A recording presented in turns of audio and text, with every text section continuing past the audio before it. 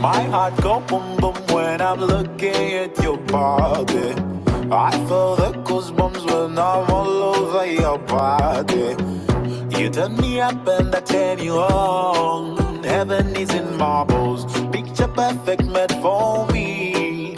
Wakana wanna, unengero achizikana. Wakana wanna, abana mumewa ningade, ndiwewe kawana. Onengero achizikana, wakana kawana.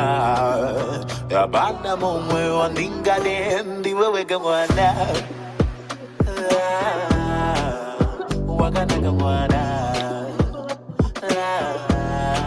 Wala may flora pa. Panay pumunta sa Sam.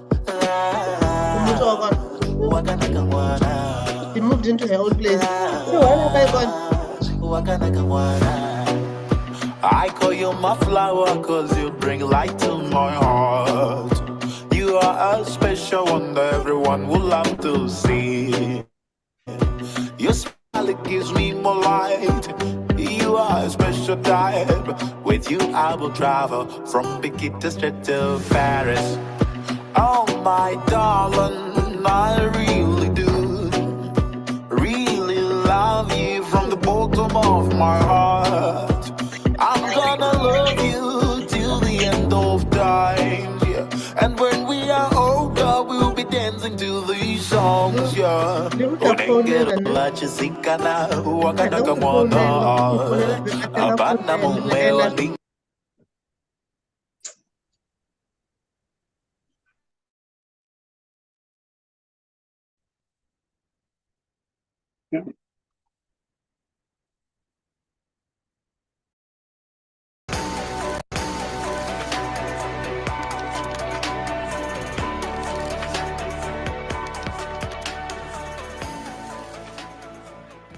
Hi, my name is Charles Oj. I'm the CEO of HYBA, a Pan-African innovation enterprise focused on delivering impact in Africa. And I'm really excited to be here, and also I'm really excited about my colleagues that are, joining hands with me to, on this journey. My colleagues in Lagos, Nigeria, in Kenya, in East Africa, in Johannesburg, and also in Cape Town, and even outside the continent in London and Paris and the Netherlands.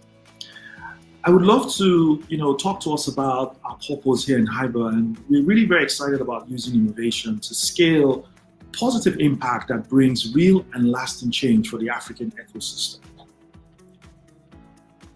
And as we look at Africa and seeing so many opportunities, we do see lots of challenges. These challenges are difficult, they are intractable, and our intent is to say, how do we bring prosperity for all?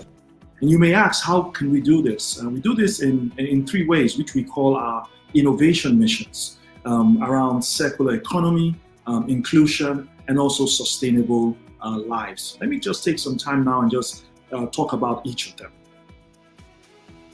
I mean, with the big theme around climate change, circular economy is something that we really push and drive here at HYBA. And it's really about accelerating Africa's transition towards adopting circular principles and actions which are relocalized, regenerative, and restorative by design. The next mission we look at is inclusion. And here we're really talking about not leaving anybody behind as Africa evolves into the development phase that it should be. And our mission here is to create opportunities that enable inclusive African societies for the benefit of many, especially women and youth. Sustainable life is really around improving the quality of life, whether it be education, whether it be health, whether it be well-being, for all Africans, wherever they may be. In bringing these missions to life, HYBA is offering diverse but integrated services. These services are consolidated into three big buckets. The first one is we show up as a venture builder, where we work with scale-ups and small businesses to really scale their impact on the continent. Our second role or service is as an innovation partner. And here we work with larger organizations like multinationals, governments, academia, investors or even development agencies to see how we can co-create solutions that can then be scaled up in the marketplace. Our third service is, looking at being a systems enabler where we solve, very complex and sophisticated problems in the market, whether it be unemployment or even poverty. How do we collectively bring our resources and capabilities and design using innovation and, if possible, ventures to really transmit solutions and impact for the continent? So we're really excited about our work at Hyber, and we're looking forward to partnering with you and talking with you as we transmit impact on the continent using innovation. Thank you.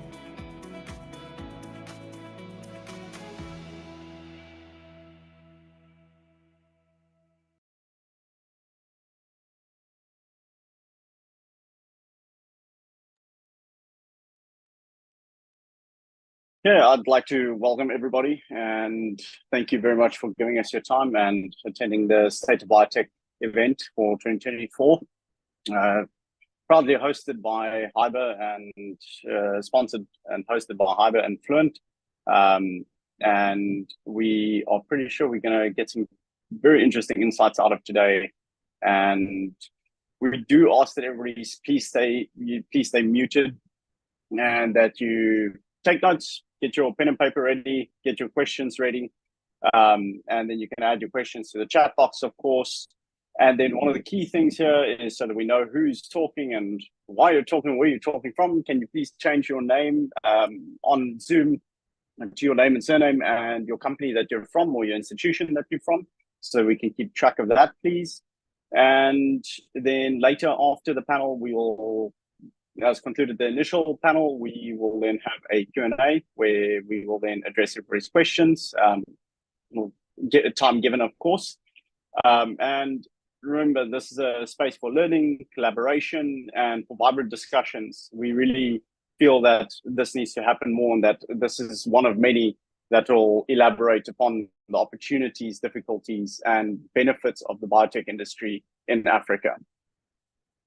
So, from my side, I'm Charles Fall, previously founder of Akili Labs, CEO, now moved over into the data science space. I'm very proud to be hosting this event with our fantastic speakers, Omar, Deepak, and Dario, that are here today. And I'm very excited to kick this off and hear what they have to say.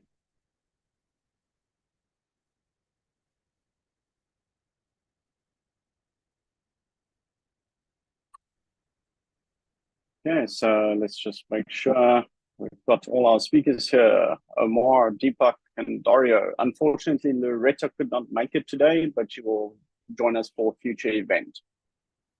So we're going to probably give a minute and start. And we'll start off with the questions. Sorry, guys, 1 second.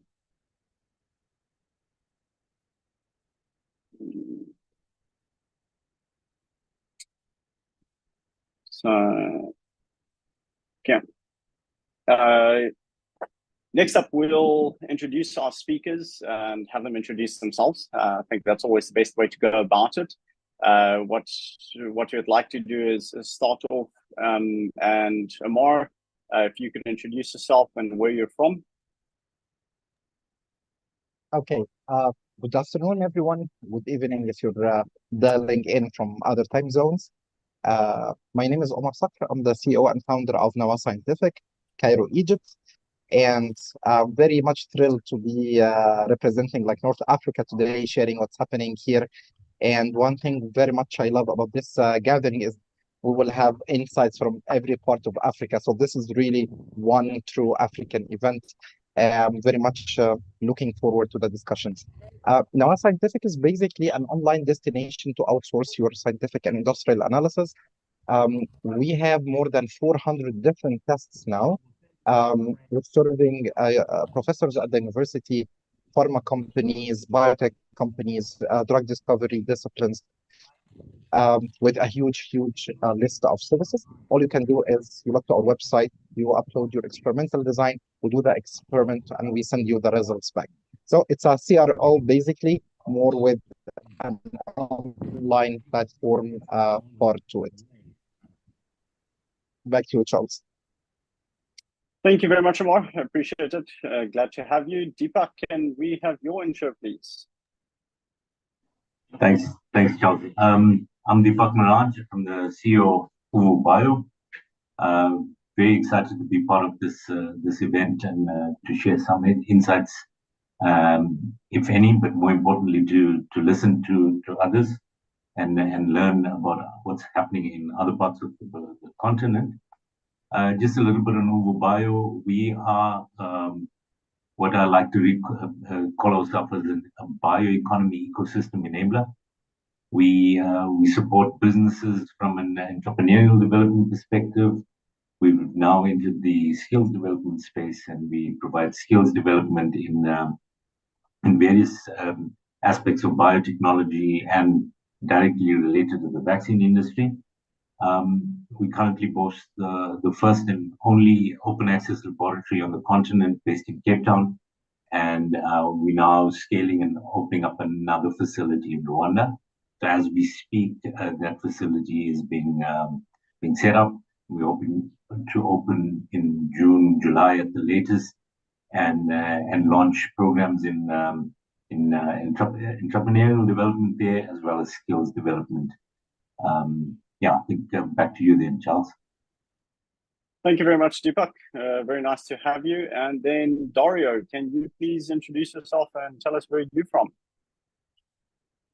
Hey everyone, this is Dario. Apologies, there's a bit of background noise. It's good to see Charles. Also want to give a little shout out to Charles. Back in the day during COVID time, he sorted me out with some last minute COVID test to fly out of Cape Town. So I feel like it's thanking is due. I run a company called Brighter Bridges. Brighter Bridges is a business intelligence company focused on Africa, and the latest news is that we are now setting up office in Latin America and South Asia, likely India within the next 6 to 9 months. I am based between Nairobi and London, and I'm very happy to be here, and I'd love to talk to you about the work that we've done on healthcare. Thank you very much, Dario. Very nice to have you as well. So we've assembled a panel in order to understand the diverse number of factors that affect the biotech industry across Africa, ranging from Deepak's understanding in venture building in the biotech space, in supporting startups and being in close proximity to venture capital, in Omar's space in operating a CRO-like company and offering biotech-related services in Africa, and especially shedding some light on the North African experience in biotech, because that I don't think is very well discussed or commonly discussed in Southern Africa. And there's potentially also opportunity that is lost for a lot of biotech companies. And with Dario, his endless knowledge and love for numbers and stats allows us to get insights to how funding is going, where is it shifting, where is the funding being focused, where is it coming from. And we believe that this really contributes to a holistic panel to add value to everybody that is attending this event today. So, as I said previously, if you have questions, they'll be raised by the moderator so that we can address them. Make sure to share them in the chat. I will ask our moderator if I've missed anything, as I don't commonly or frequently do webinars. I generally speak in public. But if there's anything, Nabila, that I've missed, please let me know. Otherwise, we'll start discussing some very interesting topics with our panel. You can go ahead, Charles. All good. Thank you very much, Nabila. I appreciate it. That is the voice of the wonderful person that's making sure all of us are kept in line and doing the thing that we're supposed to. So thank you very much to Nabila and the team at Hyber.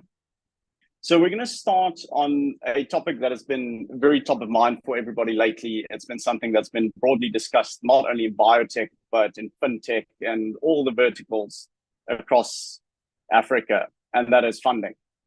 What are the funding dynamics today? So to our panel, and we'll go one by one to hear everybody's opinions, but we'll start with Dario because he's the man with the numbers, is what are the top funding sources for biotech startups in Africa today, and how is the funding looking at this time? So Dario, over to you. Let's hear from you first. Sure. Thank you so much.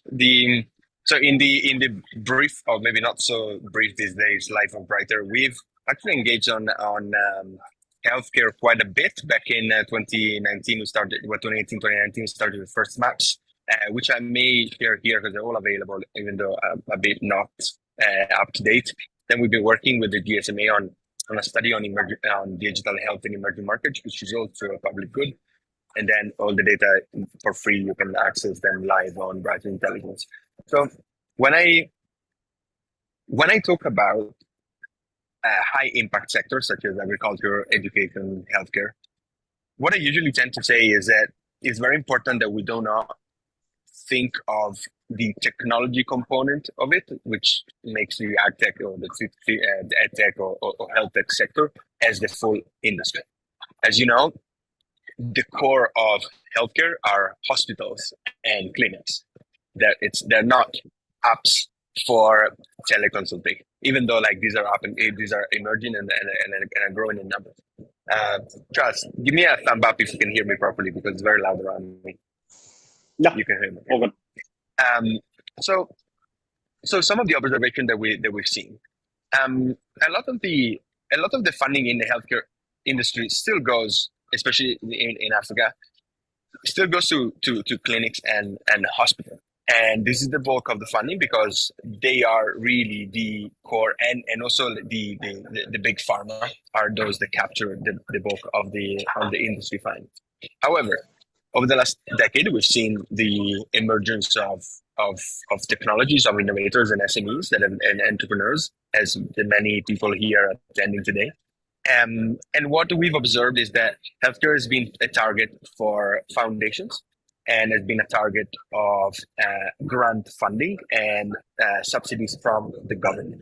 This is not so different from what happens across the world, but across Africa, we've seen a lesser degree, especially at the beginning of the last decade, of involvement of VC.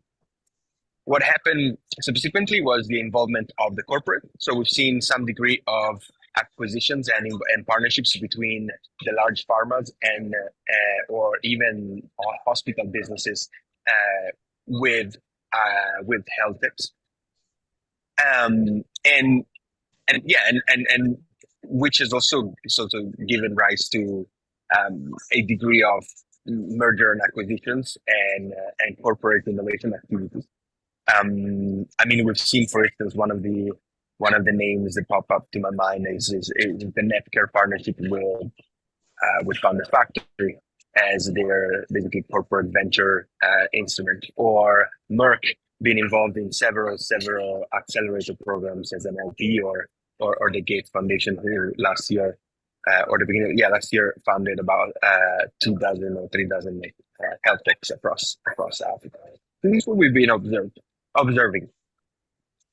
Something, I mean, just not everything that shines is gold.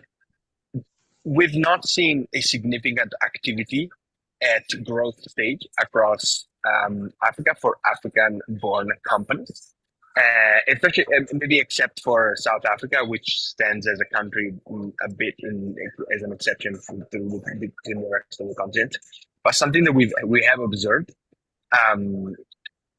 is I actually was just running the numbers. If you let me pick them up 1 second, I was just running, and there are less than 100 companies on Brighter Intelligence that have raised at least $1 million in healthcare across Africa.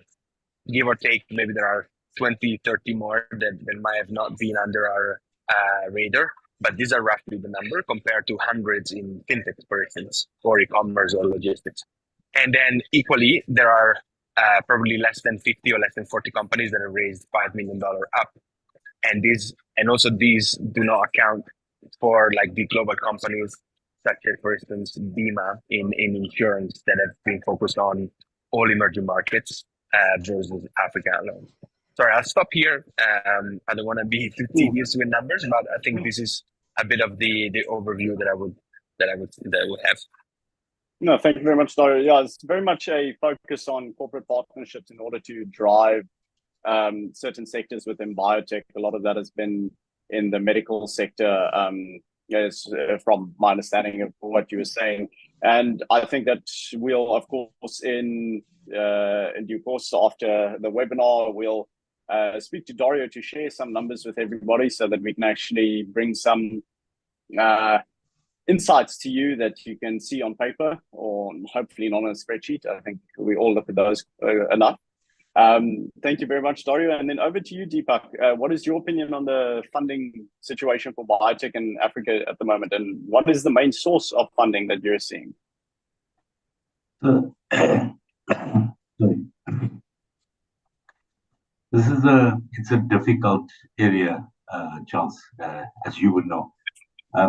Especially in a growing bioeconomy with a lot of nascent activity. The amount of available venture capital funds that focus on biotech is very limited. I think if we refer to South Africa, there's only one that I know that's dedicated to biotech, which is OneBio.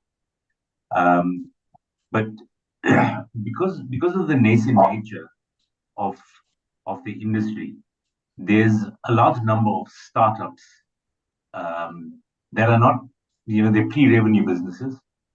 So they rely quite heavily on grant funding.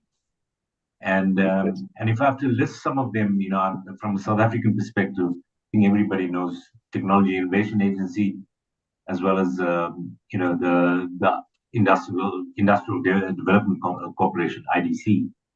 That this is the initial targets for these startups to access funding. A lot of the investment that we're seeing with the businesses that we support actually come from overseas. They come from the West, largely the US and Europe, with a big actual focus from the Netherlands. Now, what I'm seeing across Africa is that yes, there isn't a wide availability of venture capital for the industry. However, I was in Davos earlier this year, and this was one of the points of discussion. And what emerged is that, to a large extent, investors have ignored biotech in Africa for various reasons, which I wouldn't go into. But that is changing, largely from a perspective is that now the global north is looking at Africa as new markets, which markets that they ignored in the past. Largely from a perspective, I look at it from a health perspective. They always saw Africa as not a target area for non-communicable drugs, as an example. So they limited investments, they limited research and development around those areas because they saw Africa as only having problems in communicable disease. They're now realizing that we also have, the high impacting or financial attractive diseases that pharma look to, which is heart and cancer. That affects everybody, but they're now realizing that there's investment opportunities there. But also, what we're seeing is that with the global north having an aging population, they're looking at a market that they see as emerging in Africa. Africa expects to double its population, I think, in the next 20 to 30 years. So we would see some emerging activity. We see more focus on investment in Africa. But to point you in the direction of venture capital funds that focus on biotech startups, it's very difficult to do at this stage. However, I am very positive about the future. I see a lot more emerging activity. I see a lot more, especially with our activity in Rwanda. I see a lot of venture capital funds from Europe visiting Rwanda, especially interested in the growth in the health sector there. And that is largely driven by the fact that the Rwandan government provides a lot of incentives for investments in that country. So in a very long, convoluted way, I'm telling you, I can't really answer the question because there isn't a clear answer to that. But what's the space? I think there's a lot more emerging activity coming up. So would you say that from what you shared with us, that the primary focus is really very early stage biotechs within this space, and the best way to get funding is really to look at grant funds from either in South Africa, Europe, or the United States?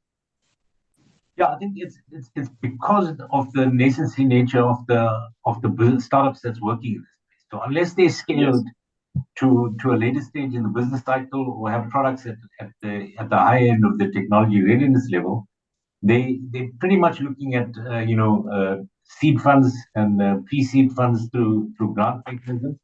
But we have some of the businesses that are working within our incubation ecosystem have secured investment from the global north.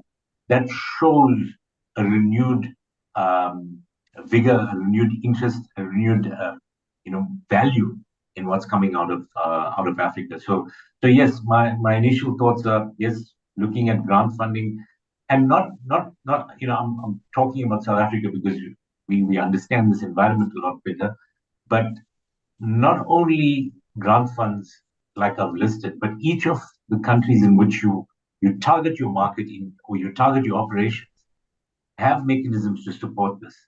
And what we're seeing is organizations like the GIZ, Annabelle from Belgium are also starting to invest in some of these areas from a grant perspective. There's something, and I'm probably premature saying some of this, so I'm gonna say it without mentioning any names, but there is an emerging venture capital fund that is going to be set up for Africa. It's going to operate out of Rwanda and support broader East African initiatives and probably further, across the continent. I can't mention the name because I was told specifically not to mention the name, but it is from Europe that are going to be setting up a small fund initially. However, there is a bigger fund that is well known, and I'm not sure if it's set up as yet, but through UNIDO, and they're going to be setting up 7 hubs across the continent. And they, from what I understand, is going to be putting together a 1 billion euro venture capital fund for investments in various different areas of science, and health and biotech is going to be a key area of focus. So fantastic. We on this shared WhatsApp group. So when these things become, I'm given the go ahead to share it, I will share it on those platforms. Thank you very much, Deepak. Yeah, so Deepak mentioned the WhatsApp group that will be shared by Nabila as well. So those that are here want to join it, it's the BioLink originating WhatsApp group where everybody comes together to share information and useful tidbits. And you heard it from Deepak, there's new funds coming, there's a lot of movement in the space. It's been slow to move, but we are seeing traction and changes in the space. Thank you very much, Deepak. Omar, now over to you. Now, the interesting thing here is we would love to hear what Omar has seen in the North African context. Of course, in Egypt, where are we seeing people getting funding? Is it primarily European, US? We'd love to hear your thoughts. Okay, thanks, Charles. I guess I'll try to put things in context, being in this field for 8 years now. I mean, we've been fundraising for 8 years. So I can have like a sort of historical trend or pattern on how things are going. So long story short, we're moving into the correct direction slowly but surely. So this is like the conclusion. What's happening is, yes, there is no dedicated fund like VC funding for biotech so far in northern part of Africa, as much as I know, at least not the big ones. But several of the current sector agnostic VCs have shown some interest or appetite to throw some small tickets here and there for biotech companies, which is a good trend. And I think, to be honest, if we understand how the VC industry works, now the VC is not investing his own money. You know that he's actually managing a portfolio of money for his LPs, limited partners. And for him to fundraise that part, let's say, if I want to raise a full fund for biotech, I have to have a solid business case to present to my LPs, right? So since we do not have so far a lot of solid success stories coming out of Africa, we are not, I don't want, we are not helping, but the guy at least is not in a position to put together a compelling case in front of his LPs. So to be honest, I'm not even expecting a lot of VCs to come into this space with a mandate to expect. I'm super happy that Deepak mentioned one coming there. This is amazing. But I wouldn't expect a lot of movement because, to be honest, it's hard to put together a compelling case on that front. Yet, let's get up one step back and walk through the different stages of a biotech or a life science company. And that will, because I believe this, many of the audience would like to understand the different funding opportunities for each stage. So let's start by a professor or a postdoc at his university who has a cool idea, technology readiness level 1, 2, 3 maybe. I would say your best option is to go for university funding, state funding, and grants. Still, it's very, very little amount of funding on this part. But what I'm seeing here, again, reporting on Egypt in specific and some knowledge in North Africa, governments are putting more money, and there is more initiatives coming probably from Europe to the governments, and the governments are deploying finance by those initiatives. Grant money for postdocs, researchers, and professors to start their sort of, spin-offs in university company, this type of things. But yet, it is not easy to fundraise, like equity fundraise, at a very early technology readiness level. Then, let's say you pushed it out. Now your technology readiness level is 6, 7, hopefully at this stage, and you're serious about your company, you're spinning off. There is some, let's say, a growing number of angel investors, and I want to spot some light here, because angel investing, in my point of view, are driving the investment in early stage biotechs now, because they are more risk takers. They love what we're doing, and they put some money that they know they probably wouldn't see again. My company, for example, we have 63 angels. We put them in one SPV, but we, like for 8 years now, from 1 year to the next, of course, we do have some prominent VCs, of course, but we've been having more angels coming from Egypt and beyond. Many of them are from Africa, not from Egypt. We have a couple from Nigeria even, funding the business because they love biotech. They want to see biotech in Africa. So we have to leverage this. And my message here is to my colleagues at the universities, please dream big and have something that can actually have an impact, because they're not going to fund like small ideas or repetitive ideas just because we're importing the same thing from Europe. So localization is always good, but those type of investors are looking for something really innovative, something that can spark a dream, can spark an impact, even if it fails at the end. But be courageous and dream something big. Okay, at this stage also, I would highly mention international grants application. I know it's very competitive, but the number is getting more. So now we're seeing not only Bill Gates and Melinda Foundation, because they're all players in the market. We're seeing the Erasmus. We're seeing, I forgot the names, but in North Africa, there is the Prima, which is something like Mediterranean. There are a couple of Mediterranean initiatives, to be honest. I'm getting out of the names, but please watch this space of grants. So many international players are deploying grants on a merit basis. So there is a grant call, you apply, and then you hopefully get accepted. Another highlight here is the great work done by our great friend in Kenya, Robert. I know Robert is not here, but I would like to highlight this on his behalf. He launched a small fund, but fully dedicated for early stage biotech. So this is something we can celebrate. Deepak On a side probably note, Amar, Robert will the name. definitely join us for the next one. Absolutely, absolutely. I know he couldn't make it. I'm trying to recall the name, but if someone probably Deepak knows the name, it's with K.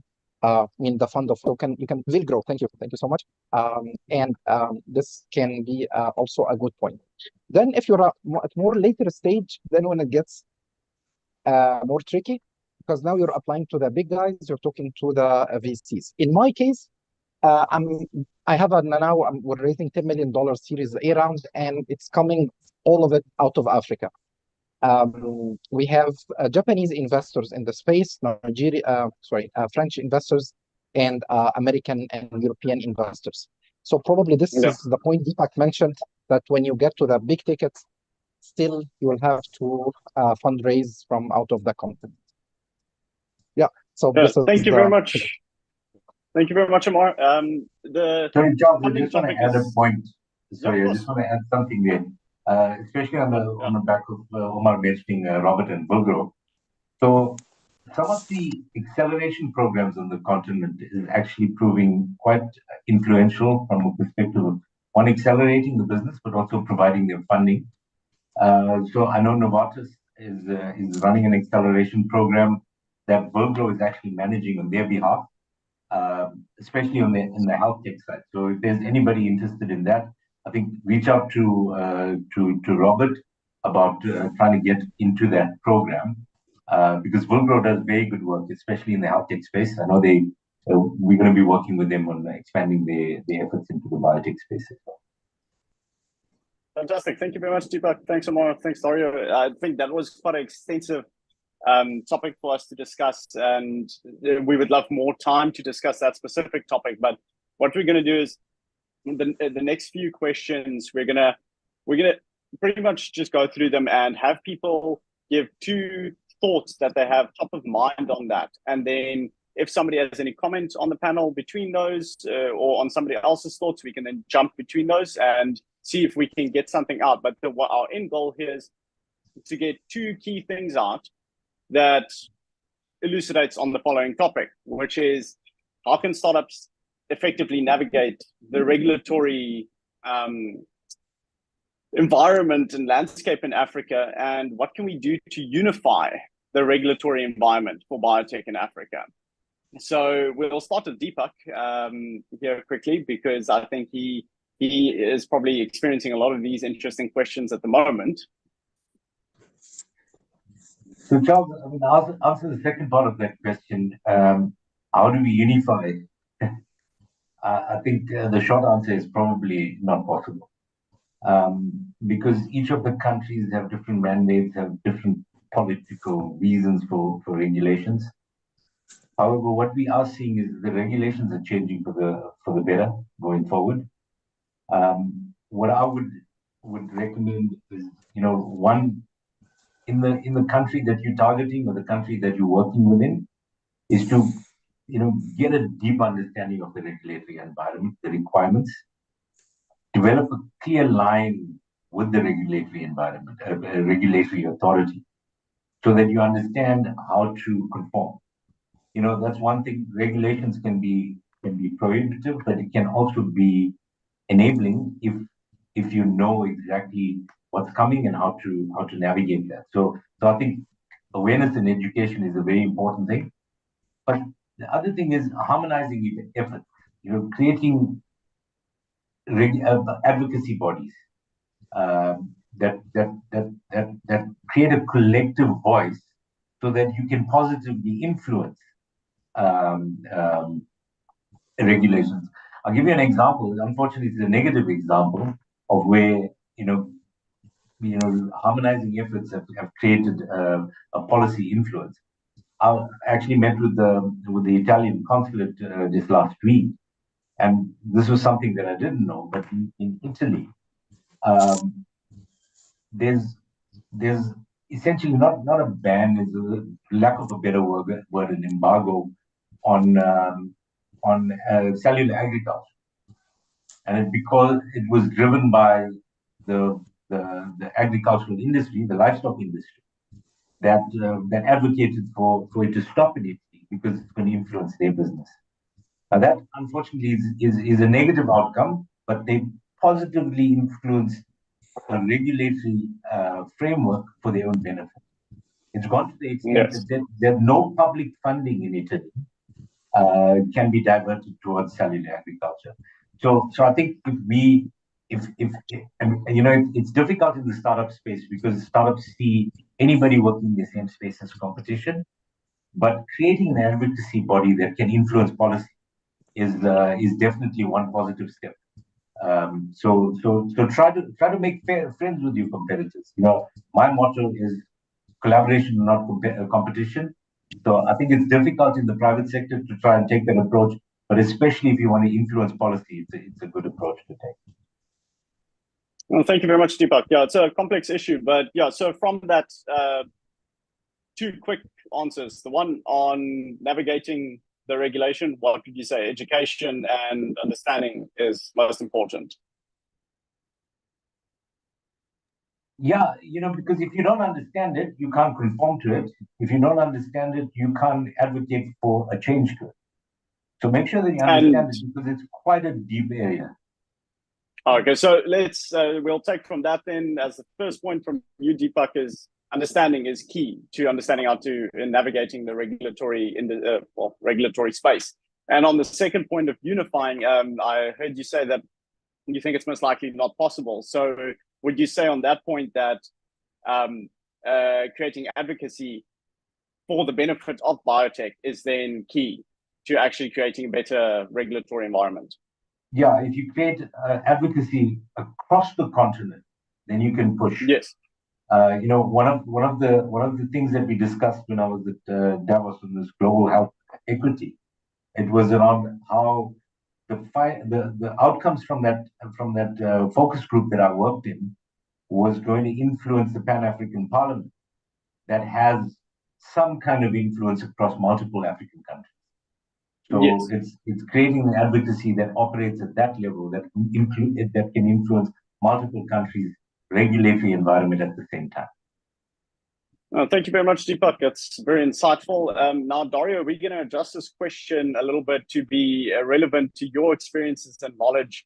In that sense, is that have you seen increased startup activity and fundraising in countries where there's beneficial legislation from a regulatory standpoint and from a business operation standpoint in this space? And that's not only in biotech, but across the board as you work and gather all this data.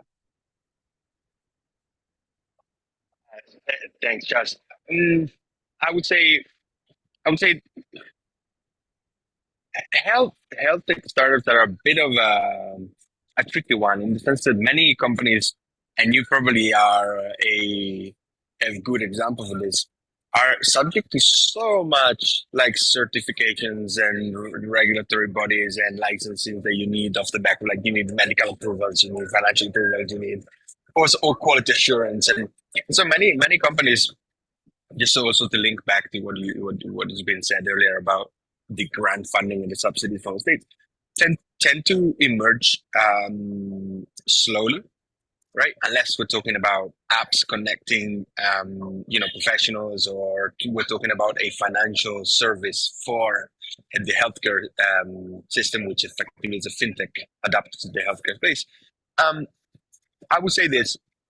Brighter doesn't necessarily look into regulation in depth yet, at least. But I would say that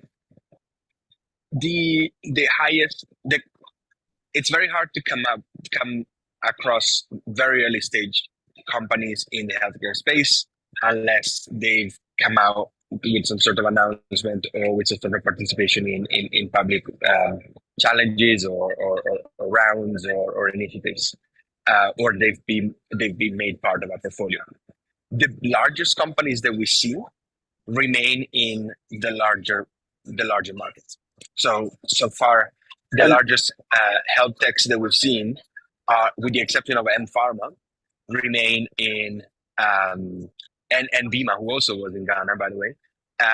We see South Africa, Kenya, Egypt, and and Nigeria, right? What the other thing I would say is, I mean, there's the exception of InstaDeep, but I would say that was probably more of a unique case than a trend, and it's very important to to outline when when we're talking about an exception to the rule rather than a trend that can be set. But I would say that we've seen a correlation between obviously the larger markets, which have some sort of more advanced regulatory bodies, and Yes. some degree of collaboration between the state and the ecosystem. Even the case of Zipline. Zipline started out in Tanzania, and then it was allowed to operate in Rwanda, and then it expanded to Nigeria, etc., etc. But the countries, either the biggest countries or some exceptions, such as countries like Rwanda, they have a high collaboration between the public and the private sector. Yes. Yeah, I think it would be interesting to hear from you, well, from a data perspective from yourselves, Dario. One day, once we see more startup acts come into play across Africa as to how they benefit or change the biotech ecosystems and whether or not we see overall benefits from them. But yeah, that's a future discussion. Thank you very much, Dario. Appreciate it. And by the way, you're welcome. During COVID, we did whatever we could to help everybody. But we'll go across now to Omar, who will shed some light. And I know he's got a very interesting perspective on this, one which I share, one which I don't think we're supposed to say, but sometimes you don't really have another choice. But I'll let Omar say it. So Omar, let's hear from your side. What do you think can help people navigate the regulatory system? And what can we do to try and unify or improve regulation across Africa? Okay, thanks, Charles, for the support. I was thinking for a second to back off on that question, but since you put me in position, I have to say, okay. So let's put it this way. At least in Egypt, the regulatory framework is way, way behind. And if we waited for the regulatory frameworks to be there, two things might happen. Either 100 other companies would be ahead of us, or they might not come. I don't know. I mean, they didn't come for generations, so I cannot guarantee they're coming in my generation anyway.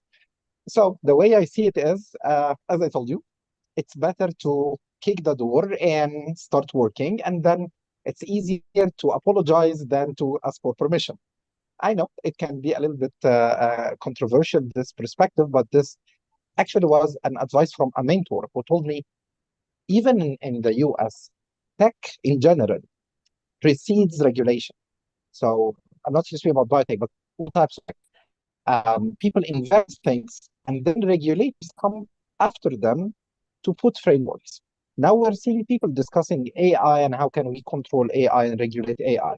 But AI has been there for a lot of time now. And I guess only because AI made strides and the regulators now realize it can really affect our lives, they started to create regulatory frameworks.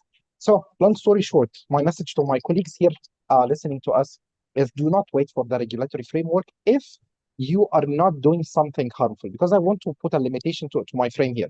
If you're trying things on humans, this is not, do not apologize later, this is a crime. So not that degree. I'm speaking about developing. I'm glad we clarified that point. Yeah, okay. We're on the record. So of course, do not try on human beings. This is a red line. And I trust everyone attending this meeting is a scientist, junior or senior. So I'm talking to your good sense here of logic. Of course, we're not trying on human beings. We're not developing bioweapons. We're not in that part. But in the lab, speaking of drug discovery, speaking of diagnostics, kits, analytics, that stuff is more or less in the gray zone. You're not harming anyone. And when the government knows you're creating something really useful, they will come in and regulate you. And actually, this is what happened in my own case. When I first went to the government asking for a license to create a research center, I remember the lady didn't understand what the word means. Like, are you a university? No, I'm a research center. So what you are actually doing, okay? A research, and what's that? And the funny story I shared with you, Charles, in a few words, my company is called Nawa, which means the nucleus in Arabic. So the lady asked us to get a license from the nuclear authority just because we're named the nucleus. So just telling you how sometimes frame regulatory guys can kill the project early on. I hope this doesn't happen with anyone. So again, go ahead, use your good sense as a scientist. Do not do something harmful.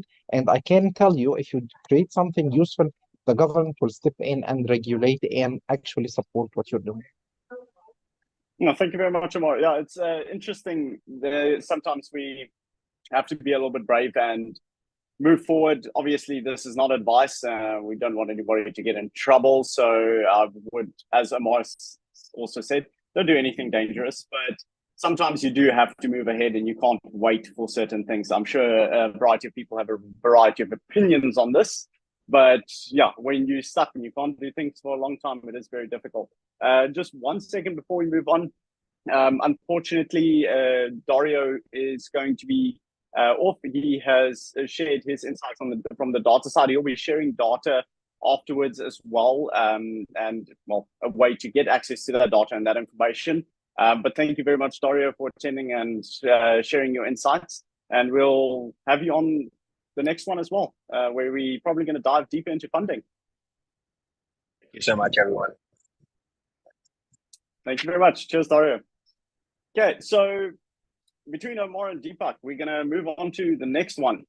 Now, Omar, I'm going to start this one off with you because I think people are more familiar with the R&D incentives across South Africa and maybe sub-Saharan African regions. But what are the key incentives for boosting biotech R&D in Africa and specifically in your region? And how can partnerships benefit academia and biotech startups to advance the development of products and services?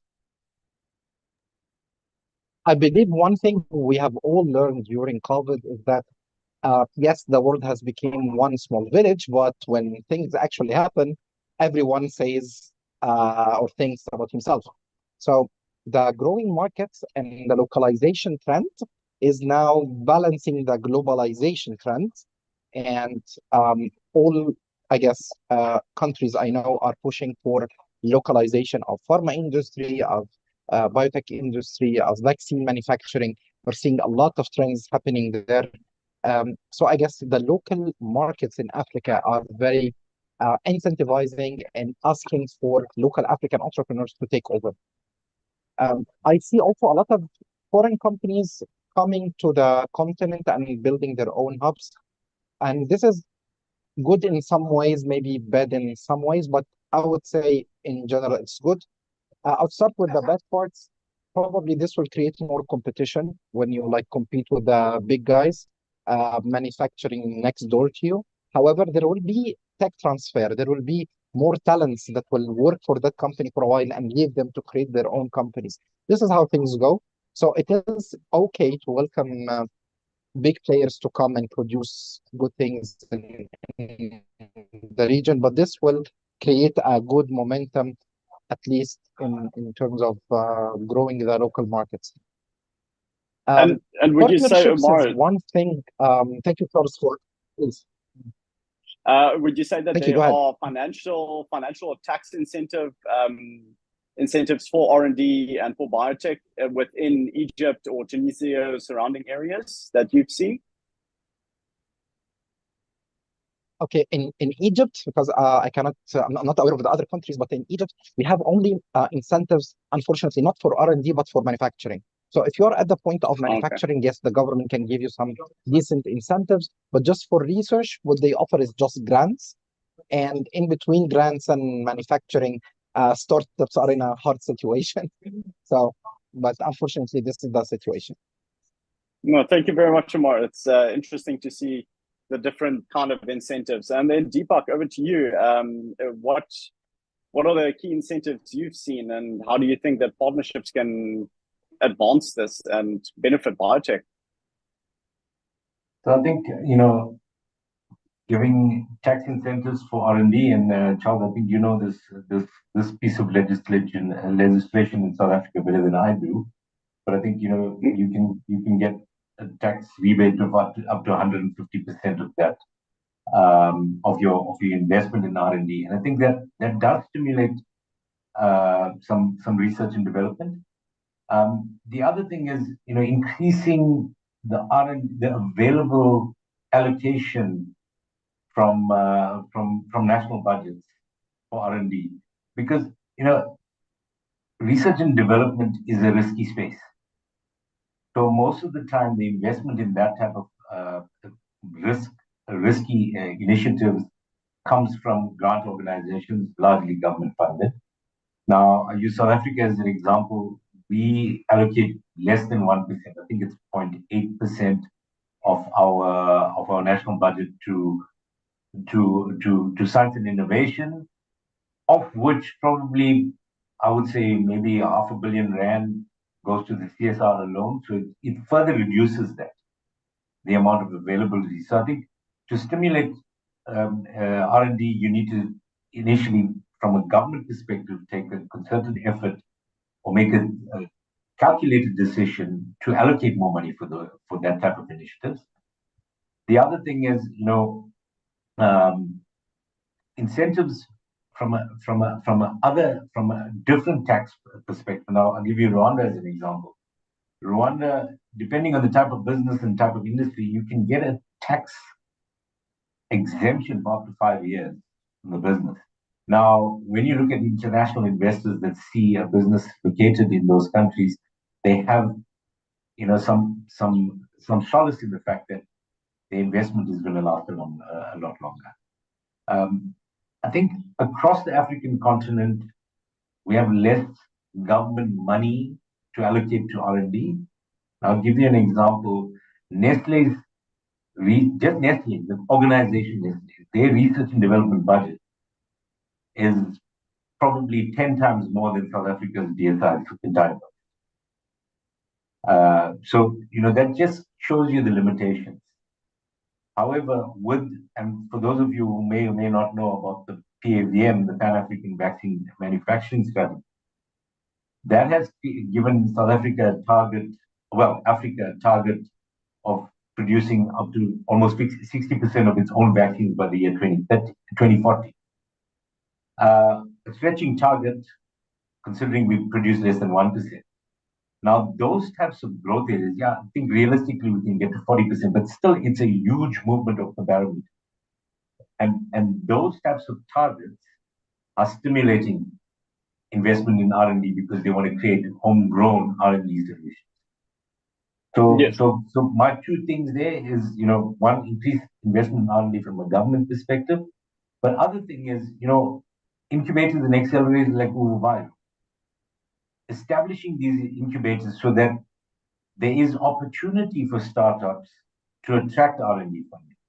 There's a lot of startups that are doing exciting research and development.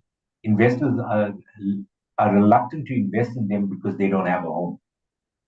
However, when they're positioned in a home like Bio with access to a full lab, they generate a little bit more credibility, and that creates more incentive for investment in R&D.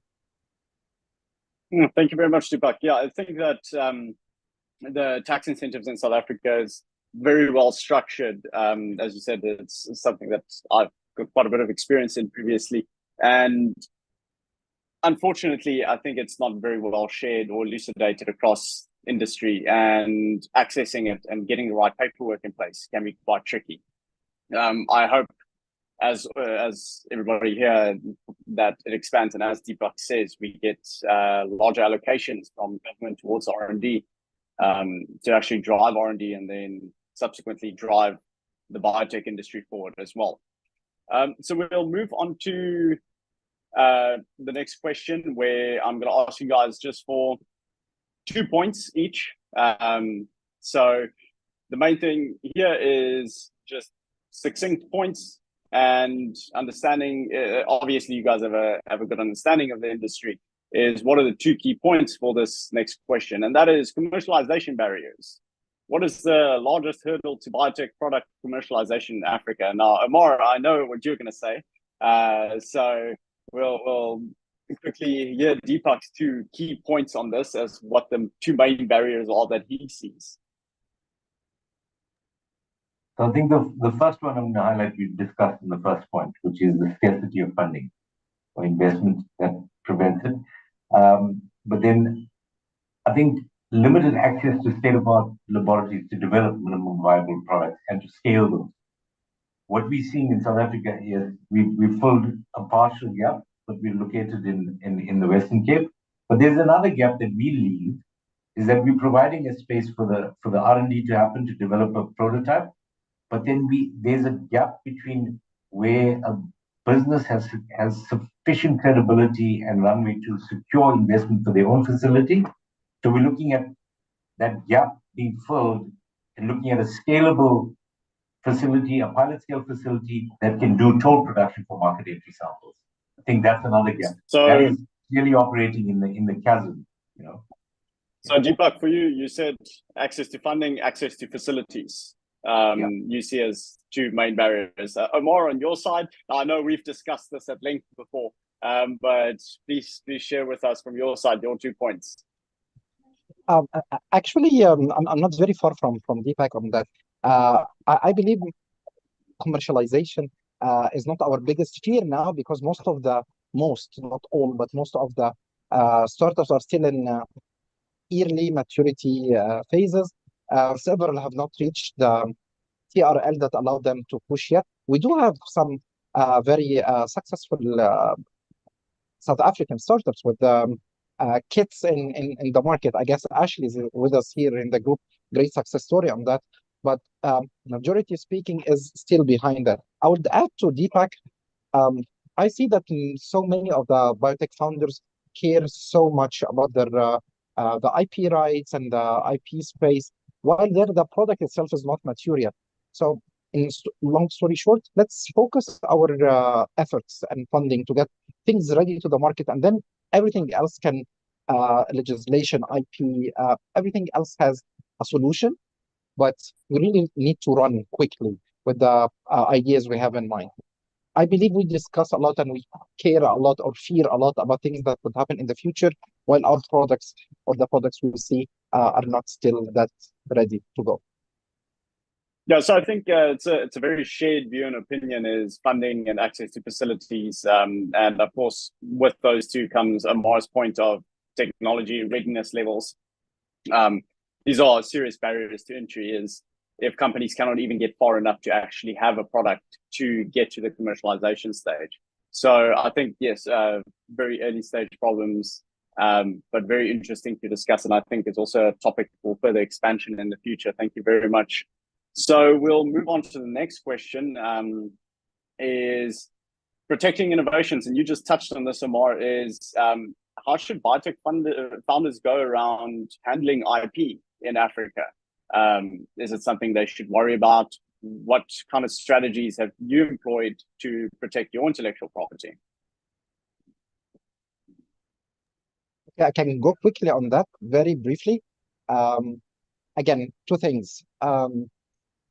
To afford a patent attorney and do a patent check and check your freedom to operate is costly. So if you have a great invention, go for it and push. And one of two things can happen. If you're actually intersecting with the IP of a bigger company, but your stuff is really good, they'll most probably acquire your company. So you get yourself a decent exit, or you can license your market out of them, because they will not fight, let's say, in Egypt and translate hundreds of documents from Arabic to English and fight us on IP rights. And I guess this will happen in so many other countries. And we're not inventing a new drug like a $1 billion product for them to get and fight us anyway. So I guess this might be very superficial point of view, but to be honest, as early founders, I don't think people should really like stop what they're doing or stop their cycle of innovation or line of thoughts because of the IP rights. Just go, and when your stuff mature enough, you will either develop it more, license it out, or get your company acquired and get a decent exit and invent something else. But if you have a good idea and you're passionate about it, just go. Thank you very much, Omar. And Deepak, what advice do you give? Zora, could you please turn your mic off? Thank you very much. Deepak, what advice do you give startups in relation to this, in protecting innovations? Yeah, I was smiling when Omar was talking because I'm Yeah, I saw that. I think, startups, and it's probably not only South Africa, they seem to be obsessed with intellectual property protection. The cost to patent is enormous, but more importantly, the cost to protect a patent or to police a patent is even more costly. So be careful on what you protect or you patent, because some regions of the world completely have no respect for patents. And remember, when you do patent, you put everything out. You keep nothing secret. I am more of an advocate for keeping stuff trade secret until it's an appropriate point. You begin up that you have the ability to protect, to police what you have. So my thing is, yes, your tools are patenting or trade secrets. I lean towards trade secret unless, as Omar said, you have a huge drug that is going to change the world, and you need to protect it to that level. But you need a lot of money to make sure that you're able to do that. So for startups, be very careful. Well, thank you very much, Deepak. Yeah, I think it's something that a lot of founders in early stage are very concerned about, because it's one of the things that, as a scientist, you're not really thought that much about early on. I think it comes with experience and potentially learning the hard way sometimes for founders or for academics. But yeah, there's some clear advice from two very experienced people in the industry. So yeah, take it to heart, listen, and make it a very careful consideration when you determine what you want to patent. So we're going to move on to a interesting question in the biotech space, and there's obviously now biotech and tech bio, which is kind of I think starting to morph into a single industry.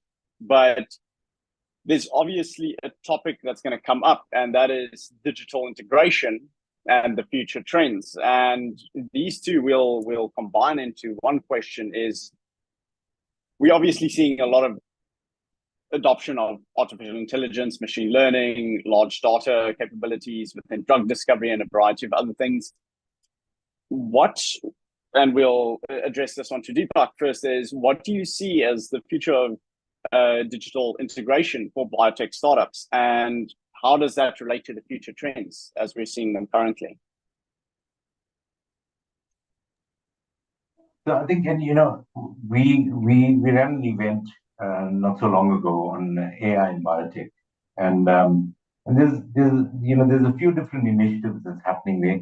But one of the biggest things, especially because of South African biotech being still very much in the R&D phase, is how AI is improving the speed at which you can do R&D.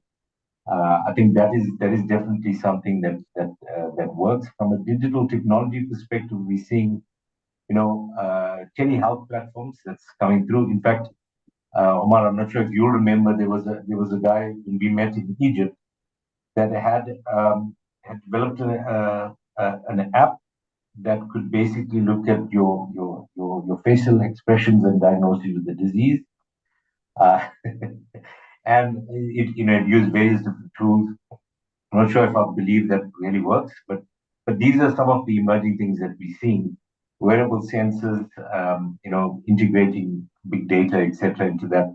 But from my perspective, I think it's an early stage, and AI for the digital space within the biotech framework is growing very quickly, and there's new stuff coming all the time. So I think, Omar, maybe you have a better insight on this, especially when you're working more at the cutting edge of these things. No, Omar, go So ahead, share your opinion with us. I see in my space a lot of AI work in drug discovery. So because we're running a chain of wet labs, People are employing AI to get them a better hits, reduce their iteration rate, like failure rate.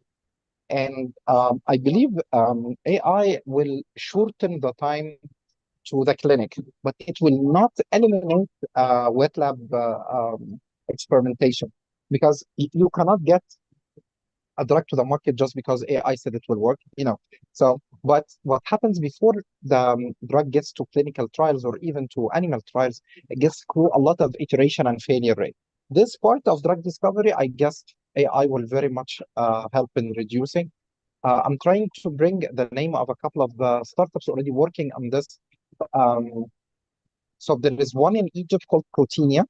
Protinia is developing a language model tool uh, to design the fixed part of the antibody for your application. And they've been very, very successful in that. And Amgen is incubating them in the US, and I guess they might be even acquired. And for yeah, so this is one story. There is another company also in this field, but very early stage. So at least, let's say, without releasing names, those are a couple of initiatives in Egypt. Of course, in the US, this is taking the market by storm. So like tens of companies shifting their drug discovery endeavors to incorporate AI into them to reduce the iteration and failure rates. Well, thank you very much, Omar. Yeah, it's always interesting to see how two different forms of technology combine. And in this case, we're taking AI and combining it with biotech, and computational biology has been doing this for a while with machine learning and a variety of other tools. I think it would be interesting to get some computational biologists to discuss at length in the future how they see the future integration of AI into biotech. And Deepak shared there that there was an event about AI and biotech, and it was fascinating because there was really very clear advancements and benefits to using advanced machine learning algorithms and artificial intelligence in drug development. As we saw during, I can't remember the gentleman's name who presented, but it was a very clear benefit. So thank you very much, gentlemen. We all move on to some questions now. So if you guys have any other questions from the audience, please send them through. We have some statements we've got one from Ezekiel Morrow. He said, to add to the discussion from the global health domain, two interesting initiatives to drive Pan-African regulation at the product introduction, market authorization in value chain are the African Medicines Agency and the African Pharmaceutical Technology Foundation.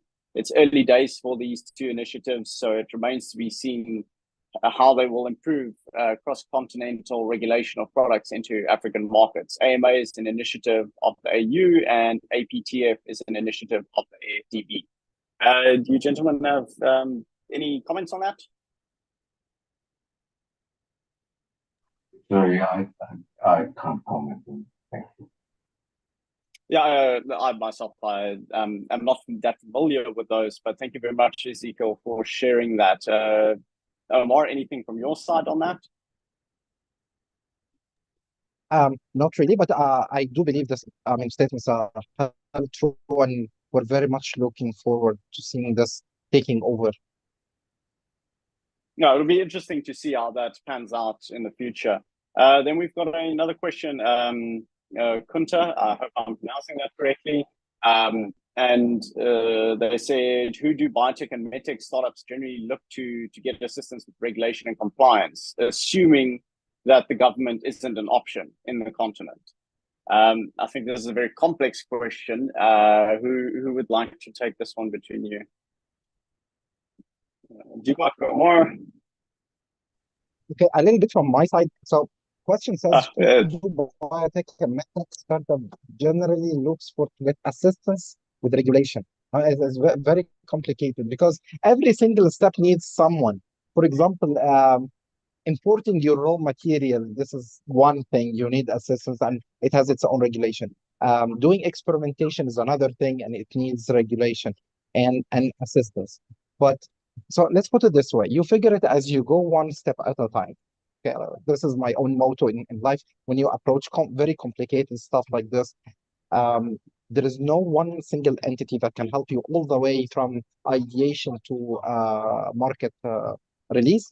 Uh, every single step has its own mentors and regulatory bodies. So I guess from this question, you probably at an early stage. At that part, please focus on ideation, get your ideas right, get your proof of concept right, and then everything will unfold as you go. Well, thank you, Omar. And Deepak, do you have anything to add to that?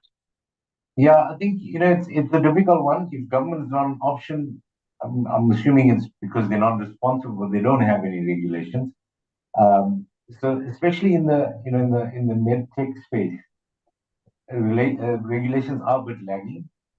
So once again, I'm going to go back to the adages: collaboration, not competition. They if there are other businesses in that space that have done this, whether preferably not within the same region, that could advise. The other thing is through incubation programs that can find you an appropriate mentor that can guide in those types of areas. But yeah, it's a difficult one. If government's not an option, then the question begs as to why is government not an option, and if they aren't an option, do they have regulations? Yes, no, thank you very much, Deepak. It's a difficult one, and it also depends where in Africa you are. It might have its own complexities. So we'll move on to the next one, and this was a comment from Ms. Neo.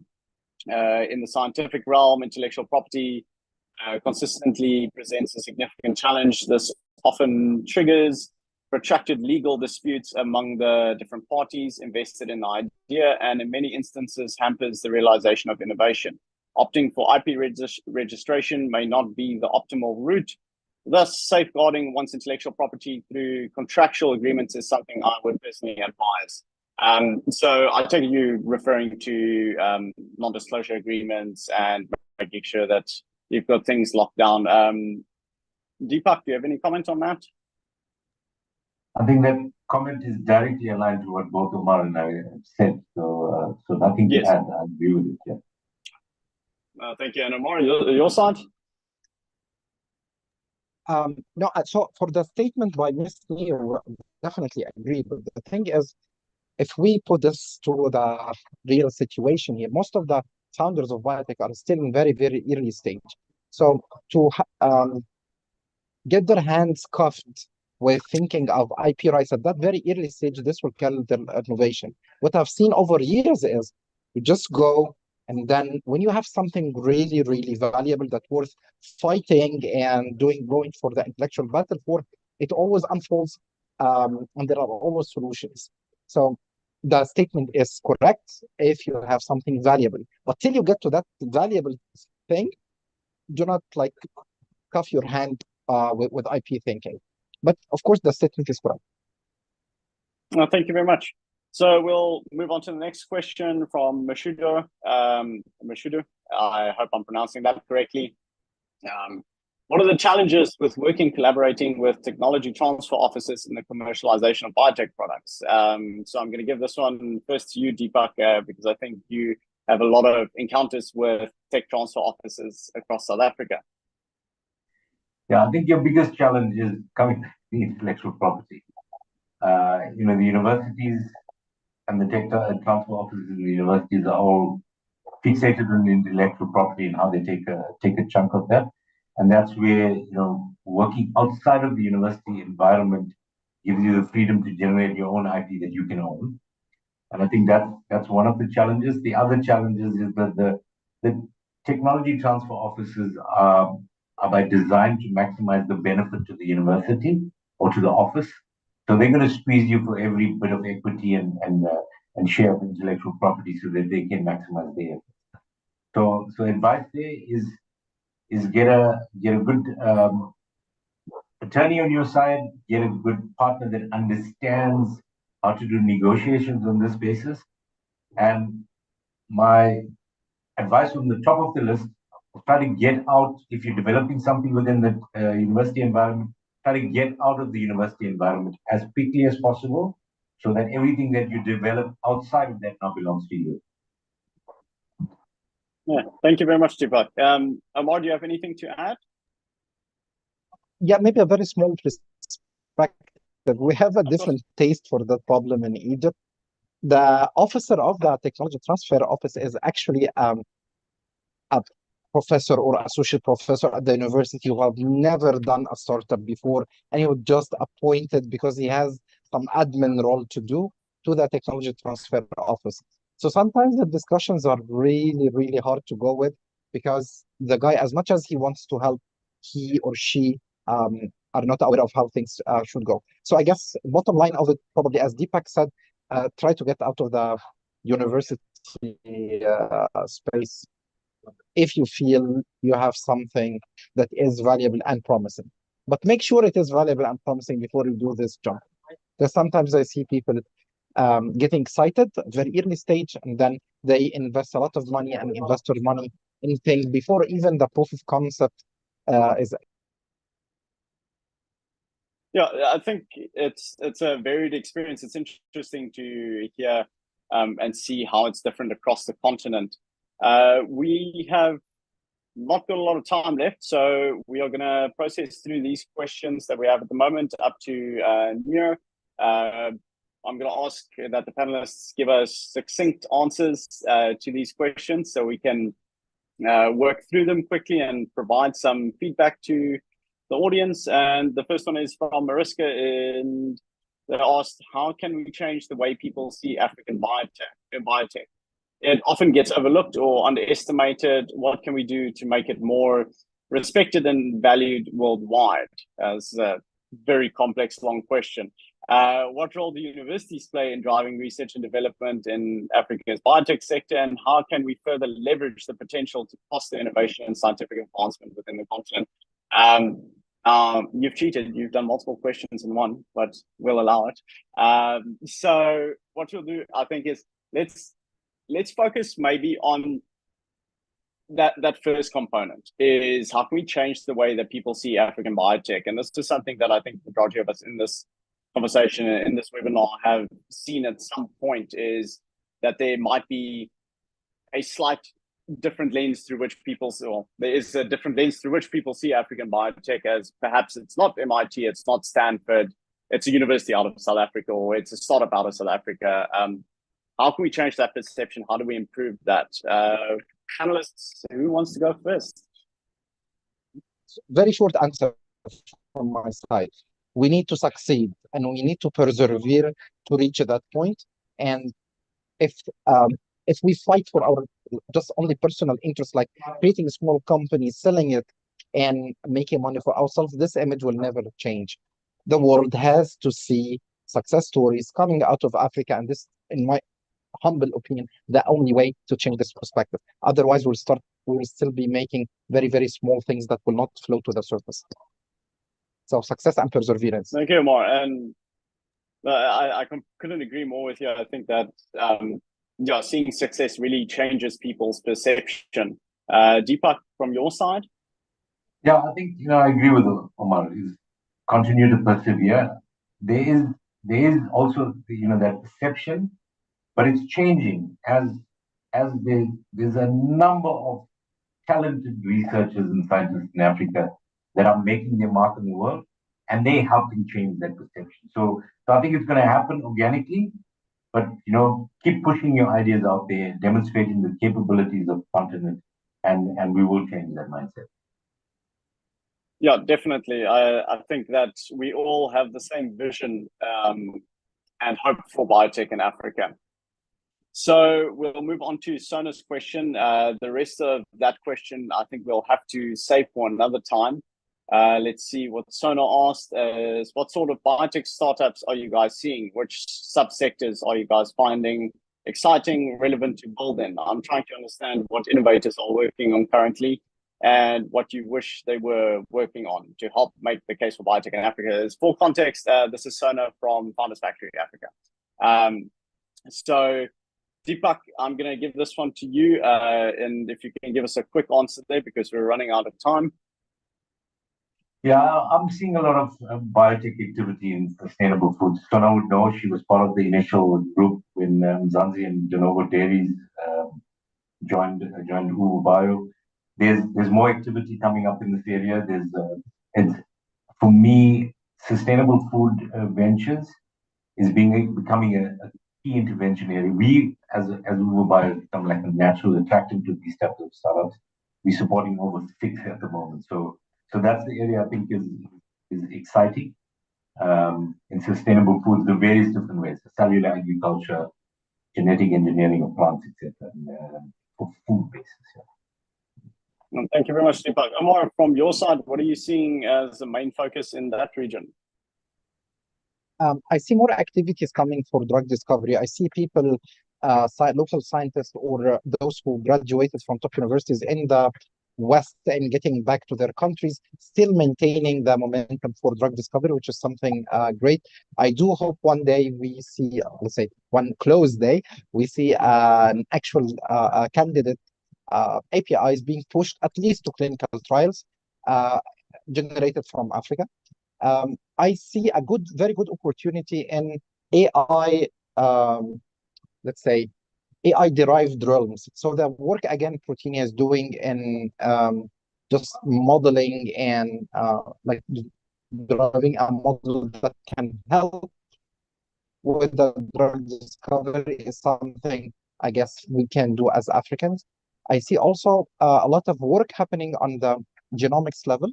So Africa doing also amazing stuff in genomics. And my last point would be diagnostics. Diagnostics are also a good space to work in, much less complicated than innovating a new product. Thank you very much.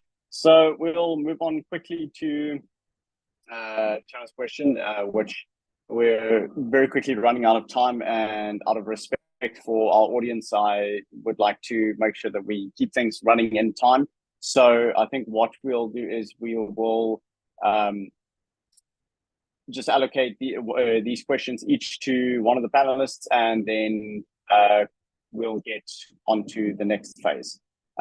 So the question from Taryn was the concept of complementary innovation and its role in driving growth and support for any industry, especially biotech. Do you feel there is enough effort being made between startups and biotech SMEs to innovate? And if not, what do you think contributes to this disconnect? Amar, you run a biotech company in Egypt. Have you worked with any other biotech startups or helped any biotech startups? Or what's your opinion on that?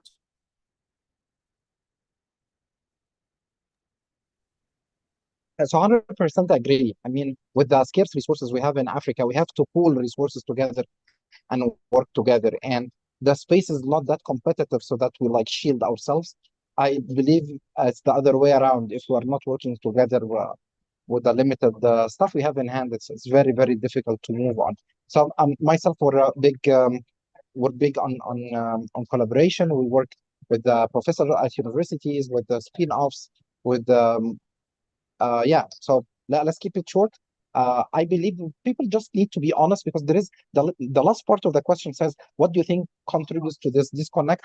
I would answer to this and say, as scientists, we have this misconception that we cannot work together, and your partner will actually steal your idea or take it to yourself. We really have to get out of that. We find frameworks to collaborate. There are legal frameworks to protect everyone. And if you have enough governance and legal framework, which you can do even for a company of 2 people, you can work comfortably with partners. So people just need to get out of this shield. Oh, thank you very much, Amar. Then the next one is from Mohammed, specifically about Egypt. So we're going to go on to Neo's one first for Deepak. Is let's see here. So Neo said, I note that with regard to the commercialization barriers, startups experience issues navigating regulatory requirements for the product registration and approval can be time consuming and costly. What would you advise these companies do in order to deal with this issue? So Deepak, would you like to take that one? Yeah, there's very little I can advise, because if you have to navigate the regulatory environment, you have to follow the process. And if it is time consuming and costly, you have to go through it. There isn't, you could probably streamline it by working with people with experience in the field, but if it's a requirement, it's a requirement. So you have to navigate those things. Unfortunately, there's no shortcut to that. Yes, no, that's the one place you're not going to find many shortcuts, unfortunately, if any. Then we'll quickly go across with Mohammed's question. In Egypt specifically, what is more challenging, finding talented staff or getting investors that really believe in the biotech industry in Egypt? Now, obviously, Omar, you are from Egypt, so I think it's quite obvious that that one goes to you. Yeah, funds. We have a lot of local talents. Talent pool is amazing. I guess what's very much missing is the funds. Yeah, no, I think there's, from my experience, I've met some brilliant scientists from Egypt, Tunisia, and the region. So yeah, I think there's definitely a disconnect on the funding side, as I've had previous discussions with people in the area as well. But thank you very much for answering those questions. Unfortunately, we won't be able to do any more questions. We will now go over quickly to something I think that's very, very interesting and exciting, and that's coming up to drive forward the industry and help the industry. So firstly, I'd like to just quickly thank everybody. That's quite a list. So I'd like to thank the team from Fluent, the team from Fiber, the research volunteers that will be contributing towards a white paper based on this event. And that is Taryn, Neo, and Mary. Also, once again, a thank you to Nabila from Fiber, and then the rest of the BioLink team, which is Kelowna and Adriana and Vu, or Chief. And a very big thank you to everybody from the Biotech MedTech Africa WhatsApp group. If there's a bunch of you here, thank you very much for having joined in the early days and supported the group and shared information. I think it's been really great to see this grow, and now having BioLink be the next transition in growing this ecosystem is fantastic and supporting the ecosystem. So I'll let Nabila quickly share something with you guys, and thank you very much, and I'll talk again after the video.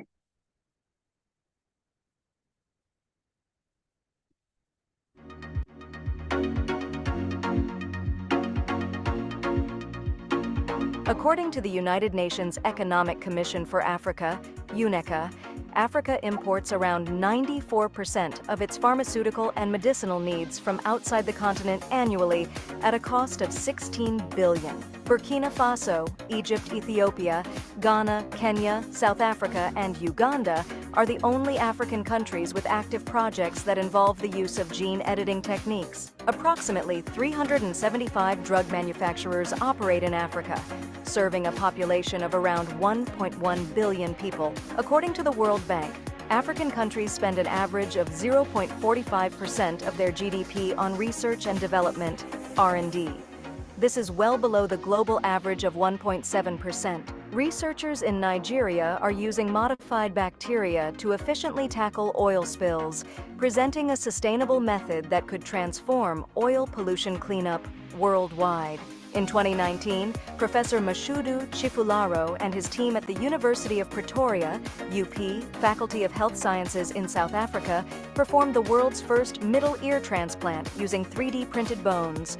Kappa Biosystems was sold to Roche for $445 million on November 30th, 2015.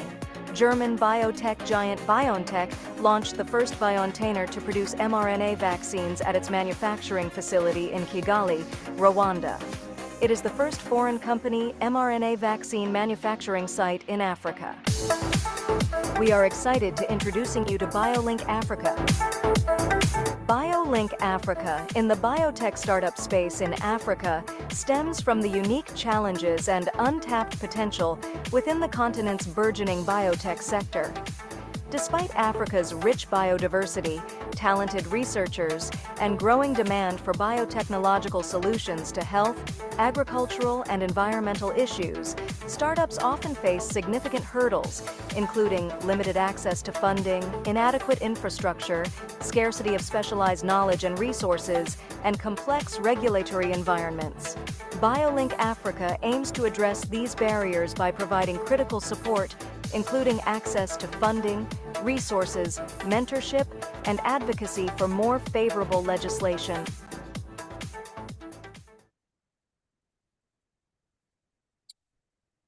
Thank you very much, Nabila, for saying that. Thank you, everybody that stayed to watch the video and hear what I have to say now. The main thing is really we'd like to introduce you to BioLink Africa, and this is not a fund, it is not an incubator. We are here to facilitate ecosystem building in the biotech industry across Africa, as you saw from the video. And through that, we're looking to work with partners in order to accomplish these goals. And these goals are varied, but we're starting with small principled goals, such as sharing information and bringing certain challenges to light around the biotech industry. This is coming out of the insights that we've seen in the Biotech MedTech WhatsApp group over the years, and seeing the different struggles and experiences that we've learned from as well. So we look forward to sharing more with everybody on this topic, and more about BioLink and what's coming. And we'll be having a lot of exciting discussions soon. And we'd also like to just give everybody a heads up to keep an eye out for the first of many State of Biotech in Africa 2024 white paper. We're working on an official release date in March, but that we'll share in the WhatsApp group when we finalize the release date. And if you have any thoughts or any contributions or suggestions for the BioLink team, please do share it with us. You can do that via the WhatsApp group, or alternatively, we'll share an email address soon via the WhatsApp group as well, where you can share it. And we'll also have a LinkedIn page, which is busy getting put together. This is all volunteer work and people that really love the biotech industry and they want to see it grow. So if you want to volunteer and help out and assist in building this, and you have a skill set that could be useful towards the organization, it's a non-profit organization, please let us know. But thank you very much, everybody. Thank you to the team that helped put this together, from Fluent Hyber and from BioLink. And I hope to see you all at the next one. Thank you very much.